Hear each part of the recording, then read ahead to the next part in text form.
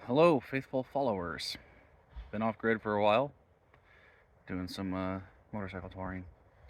So today, I thought I would try showing you how to cook a nice hot sandwich on the side of the road.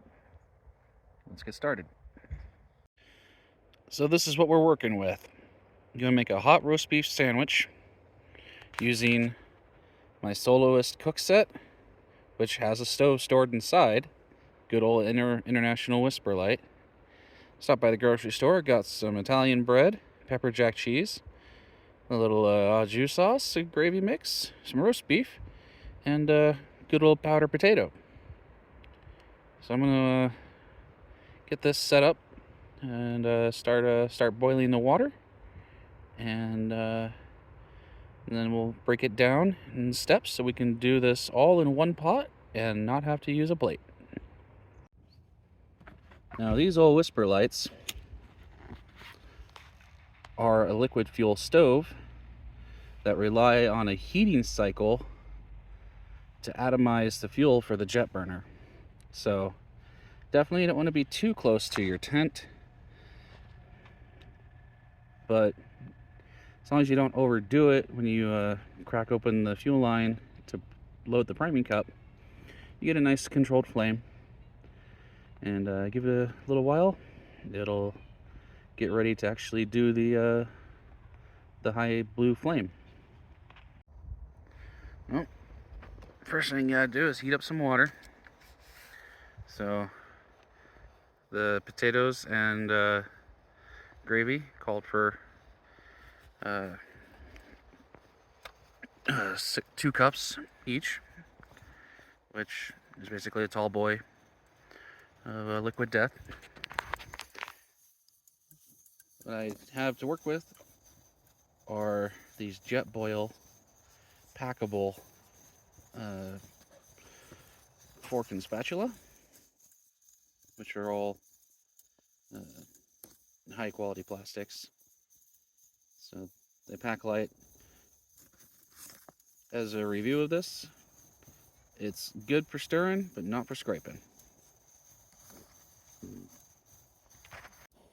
So while we're waiting for the water to boil, I've got my little hammock and sunshade set up here in the mountains. Been camped out for a couple of days. My buddy camped out over there. That's his hammock. And that is the Decathlon Chekwa 2-second easy tent.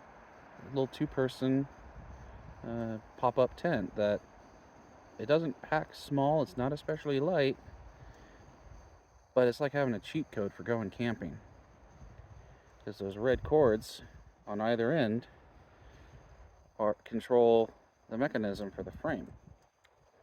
So I just lay out the ground cloth with the 4 sticks in it, unbag the tent, pop it up, secure the corners, tie out the vestibule, and it's done. Pretty neat. I like it a lot. Would recommend, and you can get them at Walmart. So we're getting some bubbles on the bottom, means the water is at least heating up. I am having a little bit of trouble with my Whisper light. As you can see, it's trying. It's really trying. But I may have to swap it out to the high altitude jet, as it's a little hotter today, and it's just seems to run like it's bogging down. So change the jetting after this meal, and it should be better.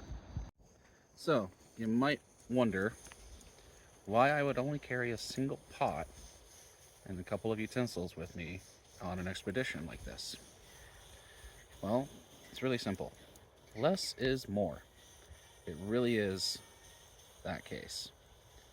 Now, you can go and buy backpackers cookware sets that are like a whole kitchen. You got big pots, little pots, plates, pans, cups, spoons, spatula, fork, knife, and the kitchen sink will cost you an extra $15. What I like to do is not waste any of my time. I like to not take up a lot of space in my pack out. So I use a 1-quart pot, a portable stove, and I have some extra little secret tools that I'll try out later on, because I would like to fry up some sausages. Alright, so it took a little longer than usual because my jetting's off for the altitude, but we're starting to get some bubbles coming up proper. I'm going to go ahead and stir in this au jus mix, this gravy, pictured there with some savory roast beef and vegetables. And we'll get that blended together and move on to the next step.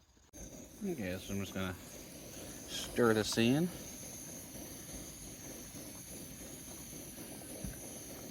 It's nice and hot. It kind of did it for me. So this is outdoor cooking with Sandstone Speed Shed. We're on another motorcycle tour, away from the shop for a while. The race bike does run. It's all in one piece again. I took it to the local motorcycle show and brought home a trophy just in time to find out that Bonneville Salt Flat Racing would be canceled. So the next thing I want to do is shred up some of this roast beef. Nice cured, cooked sandwich slices. So I'm going to tear those up, toss them in there, and let them get a little hot before I toss in the potato mix. Well, the thought occurred to me, it might be a little tricky to whip up these potatoes on account of all that beef in there. But live and learn. We'll see how it goes. It won't be the end of the world if the potatoes are a little chunky. It's all going to have plenty of chance to mix it up when I add the cheese and put it on a sandwich. Well, that went better than I expected. Certainly had plenty of water, really creamy potatoes in there. So I've turned the heat off, and I'm going to toss in some chunks of cheese, and then let that melt in, and it'll be time to make a sandwich. All right, got a couple slices of bread ready, and I realize that may not look so appetizing to some of you. Out here on the trail, we're not exactly earning Michelin star reviews. We're mostly reviewing Michelins. Personally, I'm a Dunlap guy, because when I'm done eating this, stomach's going to Dunlap over my belt. And there it is. One hot roast beef sandwich on Italian bread. May not look like much, but it should taste just as you expect it to. Well, there it is, first bite. So, thanks for watching. I'm gonna get this out of my beard. Not to brag, but that was pretty good. So I'm just gonna wash it down with a nice Dr. Pepper, and we'll be having another night up here on the hill. More outdoor cooking to come. That's gonna be the treat especial for Sandstone Speed Shed. Usually it's all cut and grind and weld and cut and grind and weld and cut and occasionally clean something, which is another reason why I do not pack a ton of pots and pans on the road, especially in certain environments where water is a scarcity, space is limited, and the environment is oppressively hot at best. So the less you have to work, the better the outcome. I'm gonna work fitting the sandwich in my mouth. So see you down the road. Hot roast beef sandwich. This is delicious. It looks like gruel.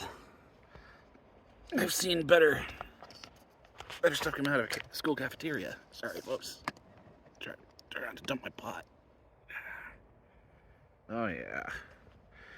Just look at that, would you? One mighty fine hot roast beef sandwich. It's like peanut butter and meat had a weird love child. It's like peanut butter and meat had a love child. But that is mashed potatoes with au jus gravy and pepper jack cheese. And it is delicious.